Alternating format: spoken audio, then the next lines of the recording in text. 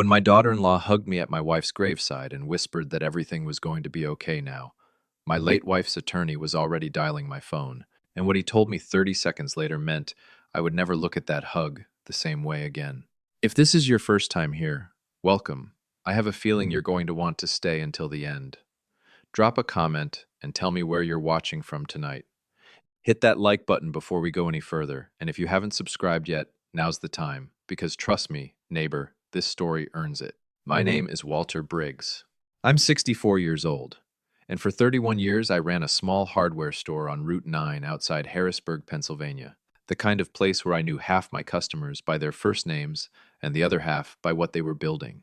My wife, Carol, was the reason that store ever made a dime. She kept the books. She remembered every supplier's birthday, and for 38 years, she was the best decision I ever made. Starting from the day I married her at 26 years old in her mother's backyard with folding chairs borrowed from the Lutheran church. Carol died on a Thursday in early June. An aneurysm, sudden, the doctor said, the kind that gives no warning at all. One minute, she was watering the tomato plants on our back porch, and the next minute, she was gone before the ambulance even turned onto our street. I was 64 years old, and I had never once, not for a single day in 38 years, imagined a version of my life without her in it. The funeral was 8 days later, on a hot Tuesday morning at Fairview Memorial Chapel on Linglestown Road. I remember the heat more than almost anything else, the kind of June heat in Pennsylvania that makes your shirt stick to your back before you've even gotten out of the car. About 60 people came. Old customers from the store, neighbors from Elm Court, where we'd lived for 22 years, my younger brother Dale, who drove up from Maryland that morning. My son Preston sat in the front pew with his wife Renee, their hands folded, their faces composed in that careful way people arrange themselves for cameras that aren't there. I remember being grateful for that composure at the time.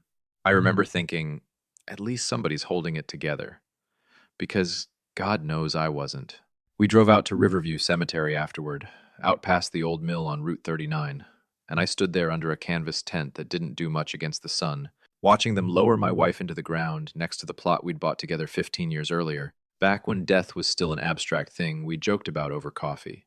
Renee stood beside me during the graveside service, and when it ended, she wrapped her arms around me.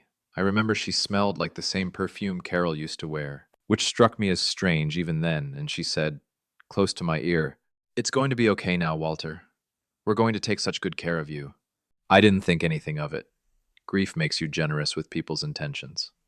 I hugged her back and told her thank you, and I meant it. My phone rang 4 minutes later. I almost let it go to voicemail. I'd been letting most calls go to voicemail that week, but I saw the name on the screen, Arthur Kessler, and something in me picked it up anyway. Arthur had been Carol's attorney for almost 20 years, ever since he handled the paperwork when we bought the hardware store building outright back in 2004. He wasn't the kind of man who called on a whim. He billed by the hour and he knew it. And in 2 decades, I don't think I'd ever received a call from him that wasn't scheduled 3 days in advance. "Walter," he said, and his voice had a tightness in it I'd never heard from him before. "Not once in 20 years. I need you to come to my office. Today, if you can." "Arthur, we just buried her an hour ago."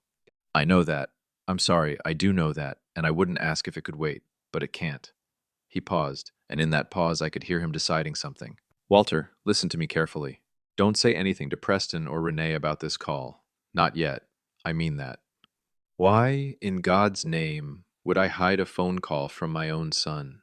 Because Carol came to see me 3 weeks ago, and Walter, I think you need to see what she gave me before anyone else in your family knows it exists. I want to explain something about my family before I go any further, because none of what happened next will make sense otherwise. Carol and I built a comfortable life, not a wealthy one, a paid-off house on Elm Court, a hardware store that did well enough to put both our kids through community college, and a retirement account we'd been feeding steadily since I was in my 30s.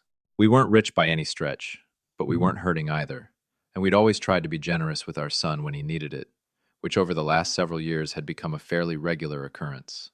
Preston was 34, married to Renee for 5 years. He'd lost his job at a logistics company in 2021 and never quite found solid footing since a string of contract gigs, an online consulting business that Renee ran more than he did, and a level of financial stress that neither of them talked about directly, but that showed up constantly in small ways.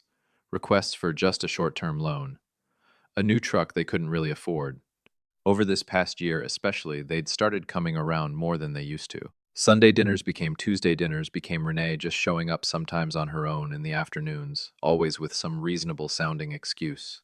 The one that stands out to me now, looking back, is the pills. Carol had been diagnosed with mild hypertension 2 years earlier. Nothing serious, just a small daily prescription her doctor kept an eye on. Sometime last spring, Renee started stopping by on Tuesdays specifically, she said, to help Carol organize her weekly pill container, because mom's got so much on her plate, and it's easy to lose track. I remember thinking it was sweet. I remember Carol saying how nice it was to have Renee's company, even if it was just 20 minutes at the kitchen table, sorting little compartments. About 6 weeks before she died, Carol started acting strange in ways I chalked up to normal aging and didn't examine closely enough. She was tired in the mornings in a way she never used to be. She mentioned twice that her heart felt like it skipped sometimes, and her doctor bumped her blood pressure medication dosage once trying to get ahead of it. I remember one Wednesday coming home from the store early and finding Renee alone in our kitchen with Carol's pill organizer open on the counter, and Carol asleep on the living room couch at 2 in the afternoon, which she never, ever did in 38 years of marriage. Renee told me Carol had just tired herself out gardening. She left a few minutes after I got there. I didn't question it. My wife trusted her daughter-in-law completely, and I trusted my wife. 4 days before she died, Carol asked me something odd at breakfast. She asked if I remembered signing paperwork with her back in April, something about a financial power of attorney, just in case, she said, in case something happens to one of us down the road. I told her I had no memory of signing anything like that. She frowned and said Preston had mentioned bringing some documents by for us to look over, and she must have simply forgotten doing it. We let it go. We had no reason not to trust our own son.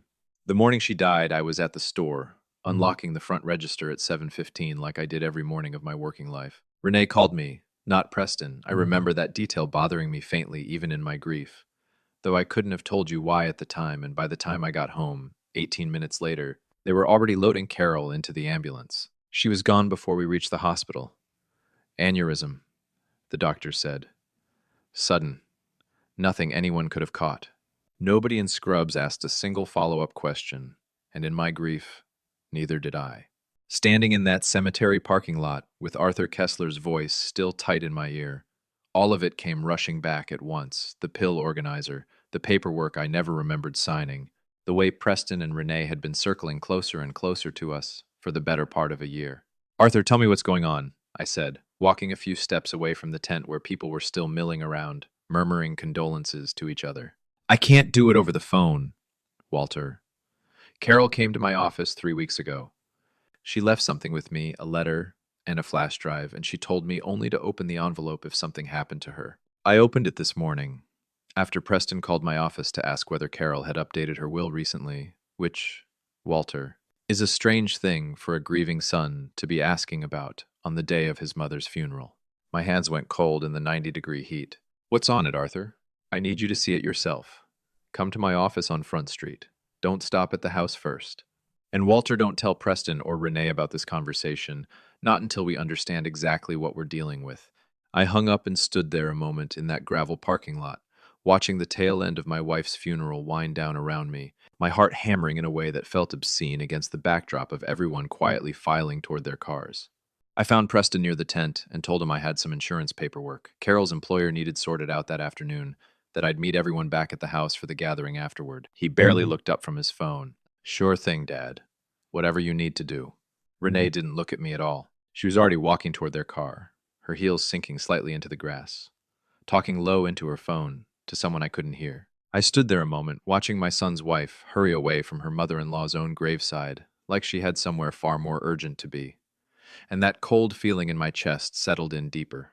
I got into my truck, a tan 2014 Chevy Silverado with the AC that never quite worked right, and I drove downtown toward Front Street, with my wife not yet an hour in the ground, and no idea at all that the hardest part of that day hadn't happened yet. Kessler and Voss Law occupied the second floor of an old brick building on Front Street, the kind of building that used to be a bank 100 years ago, and still had the marble floor to prove it. I parked in the small lot behind the building at 12:30, still in my funeral suit, my collar unbuttoned, my mind spinning through every possible version of what Carol could have left behind.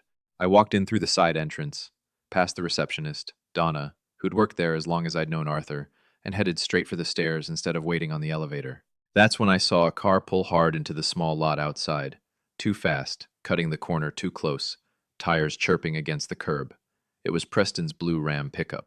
I stopped cold on the staircase landing. My son was supposed to be standing in our driveway right now, greeting people who'd driven an hour to pay their respects. Standing where a son is supposed to stand on the day his mother goes into the ground. Instead, here he was, 25 minutes later, at his mother's attorney's office, less than half an hour after telling me he'd meet me back at the house. I stepped back into the stairwell doorway, my pulse pounding in my ears, and through the glass door, I watched Preston get out of that truck and half jog toward the entrance, straightening his jacket, his face pale and tight in a way I'd genuinely never seen on him before. Not once in 34 years. He wasn't grieving. He looked like a man racing a clock only he could see. He came through the front doors and walked straight up to Donna's desk instead of toward the stairs, leaning forward, one hand flat on the counter, talking fast and low in that posture men use when they're trying to talk their way somewhere they don't belong. Donna shook her head slowly. Preston said something else, more insistent, and Donna picked up the phone to call upstairs. I used that moment to slip past them both up the stairwell, my funeral suit blending into the general gray of the building, and Preston never once turned around. Arthur was already standing outside his office door when I reached the top of the stairs, his tie loosened, his face pale, the posture of a man who'd been pacing a hole in his carpet. "Walter." "Thank God," he said, and before I could get a word out, he added, "Did you see him downstairs just now?" "That's my son," I said. "Arthur, what in God's name is going on?" His jaw tightened.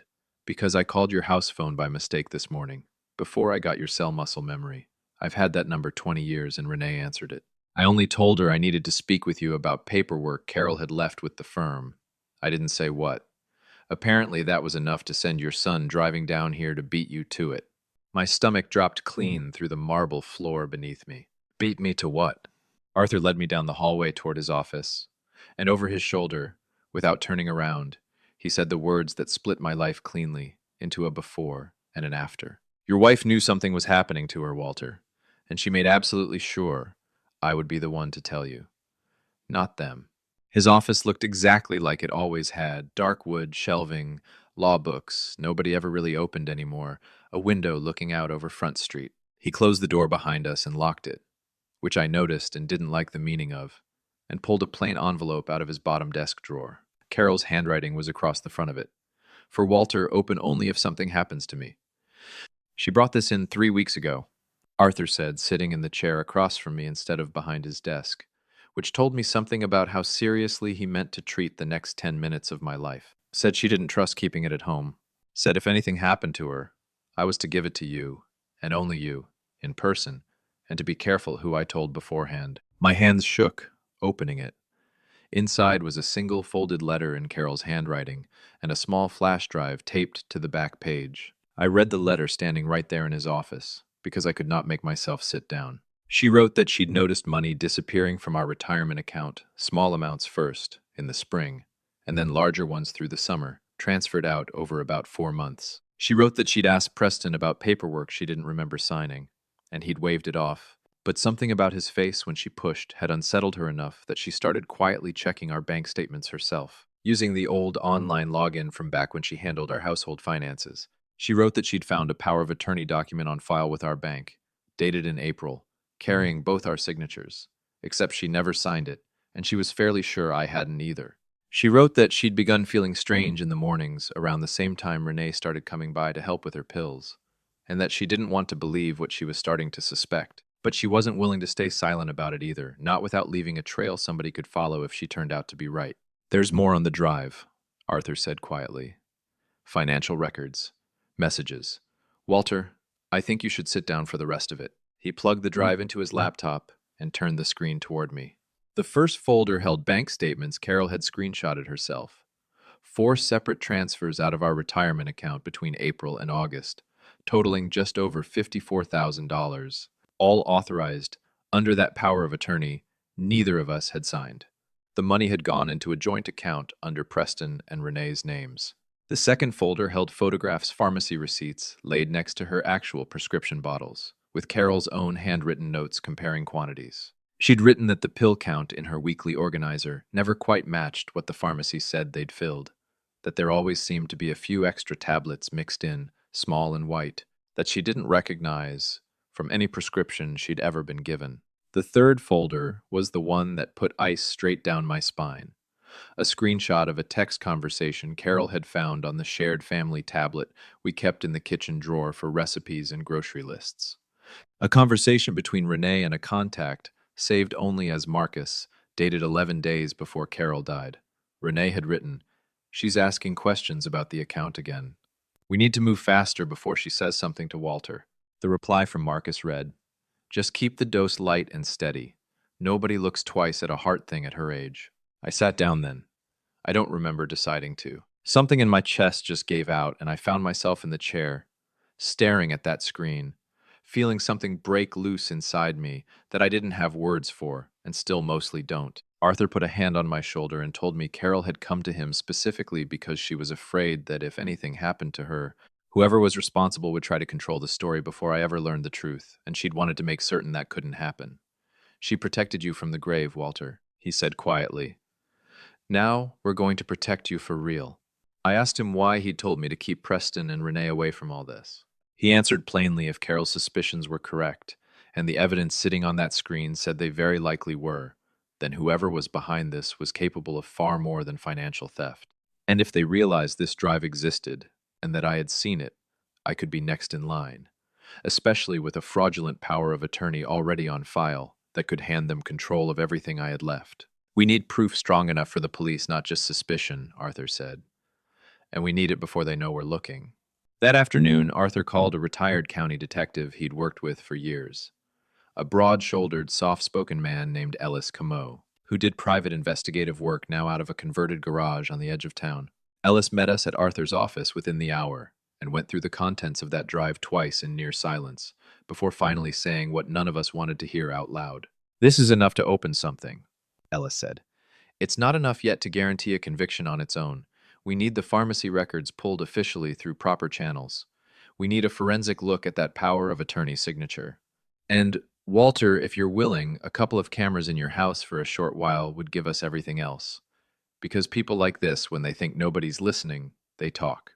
I sat in that office with my wife 8 days in the ground. Being asked by two men I trusted with my life to walk back into my own home and pretend everything was ordinary while my son and his wife believed they'd gotten away with something unspeakable. It was the hardest thing anybody had ever asked of me. I said yes without a second's hesitation, because Carol had trusted me with the truth of her own death, and I was not about to waste that trust now that I finally had it. Ellis installed 2 small cameras in our house 3 nights later, one built into a smoke detector above the kitchen table, one tucked inside an old mantel clock in the living room that had belonged to my mother, while Preston and Renee believed I was staying with my brother Dale in Maryland to grieve. I moved back into the house on Elm Court the following week and told everyone I simply needed to be near Carol's things for a while. It took 14 days. 14 days of sitting across my own kitchen table from my son and his wife, nodding along as they talked about helping settle things, watching Renee bring up the house twice, gently, always so gently, asking whether I'd thought at all about whether it might be time to simplify and consider selling, now that it was just me rattling around in there. Every single night I went to bed, sick to my stomach, and every morning I got up and did it again, because Ellis told me the moment they finally felt safe was the moment they'd stop being careful. On the 15th day, it happened. Preston and Renee came by for dinner, and after I excused myself upstairs early, claiming exhaustion, the kitchen camera caught them alone at the table, voices low but perfectly clear. Renee said, word for word, "The account's fully moved now. Once he signs off on the house, we're completely done. We don't even need the POA on file anymore after that." Preston answered, "Just don't get careless like you did with Mom. That pharmacist almost flagged the refill pattern before she died." Renee laughed, actually laughed, and said, "Nobody double-checks an old woman's blood pressure pills, Preston. Nobody ever has." Ellis had that footage secured in an evidence file within the hour. Combined with the pharmacy records, his contact pulled showing an unexplained early refill pattern on a medication known to dangerously affect heart rhythm at elevated doses, and a forensic handwriting comparison confirming the power of attorney signatures were forged. Ellis said we finally had what he called an airtight foundation. Arthur looked at me across his desk that night and said quietly, "Now we bring it into the open, Walter, on our terms, not theirs." We decided to do it at the reading of the will, which Arthur had already scheduled at his office for the following Thursday. Preston and Renee had no idea Ellis Comeau would be sitting quietly in the small conference room next door, or that two county sheriff's deputies would be parked outside in an unmarked sedan, waiting on his signal. I spent that entire week playing my part exactly as I had for the past two: tired, quiet, cooperative, letting Renee believe her plan was proceeding precisely as intended. She hugged me the morning of the reading and told me she was proud of how strong I'd been through all of this. I remember standing there letting her arms wrap around me, thinking about that text message glowing on Arthur's laptop screen, feeling nothing at all but cold, steady patience. We all sat down in Arthur's conference room at 10 that morning. Preston in a dark suit, Renee in navy, both of them composed, almost relaxed, clearly expecting a routine formality before collecting what they'd already decided belonged to them. Arthur walked through the standard opening of a will reading, and then, right on cue, he looked at me and asked if there was anything I wanted to say before he continued. As a matter of fact, yes, I said, and I watched something flicker across Preston's face, for the first time, the smallest crack of unease. Before we go any further, I think it's time everybody in this room saw what your mother left behind. I nodded toward the door, and Arthur Kessler walked in carrying his laptop, followed by Ellis Comeau, whose face Preston clearly half recognized from somewhere, maybe an old encounter, maybe pure instinct because the color drained straight out of my son's face. Renee's voice came out sharp. "What is this? Walter, what's going on here?"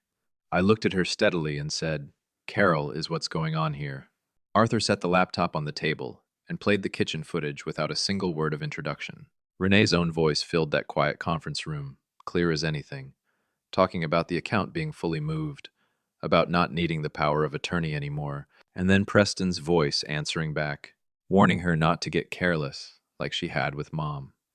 The room went dead silent except for that recording, every single word landing like a hammer blow. Renee's face went white and then blotchy red, and she stood up so fast, her chair scraped hard against the hardwood floor. That's not what it sounds like. You're twisting that completely out of context. Sit down, Ellis said calmly, showing his credentials for the first time. There are two sheriff's deputies outside this office right now, and anything you say from this point forward can and will be used against you both. Financial exploitation of a vulnerable adult. Forgery. And pending toxicology results from an exhumation order already filed with the coroner's office regarding Carol Briggs's cause of death. Preston hadn't said a single word yet. He just sat there staring at the table, and I watched something collapse in my son's face, not innocence, because that had been gone for months, but the specific look of a man finally understanding there was nowhere left on earth to run to. "Dad," he said, his voice cracking down the middle, "I never wanted her to actually die. I swear to you. It was only supposed to slow her down, keep her tired enough that she wouldn't fight us on the paperwork." I felt Arthur's hand land steady on my shoulder, because for 1 second the room genuinely tilted under me, and all I could see was Carol on our back porch watering those tomato plants for the last time in her life. But I didn't raise my voice. I didn't need to. "Your mother stood in that kitchen every single Sunday for 30 years, making sure you had a full plate before she ever touched her own," I said quietly. "And you sat across from her counting down the days until you got the house." The deputies came in 2 minutes later. Renee cried the entire way out to the car. Preston never said another word. It's been almost 10 months now since that morning in Arthur's conference room. Preston pleaded guilty to financial exploitation of a vulnerable adult and forgery, and is currently serving a 5-year sentence at the state correctional facility outside Camp Hill. Renee's case went further. The exhumation and toxicology report confirmed dangerously elevated levels of a heart medication in Carol's system, far beyond anything any doctor had ever prescribed her. And Renee was convicted of involuntary manslaughter alongside the financial charges.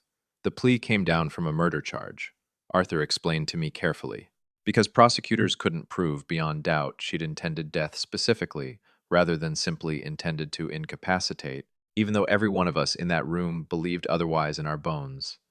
She's looking at 13 years. Marcus, it turned out, was Renee's younger cousin, a pharmacy technician 2 counties over who'd been quietly diverting medication for months and is now facing his own separate set of charges. I still live in the house on Elm Court. Some mornings the quiet still cuts at me the way it did in the beginning. Other mornings now, it just feels honest. I got every dollar of that retirement money back through the courts, though if I'm being truthful with you, the money was never really the point of any of this. Arthur Kessler and I have become genuinely close since all of it, closer than a lawyer and a client have any business being, if you ask me.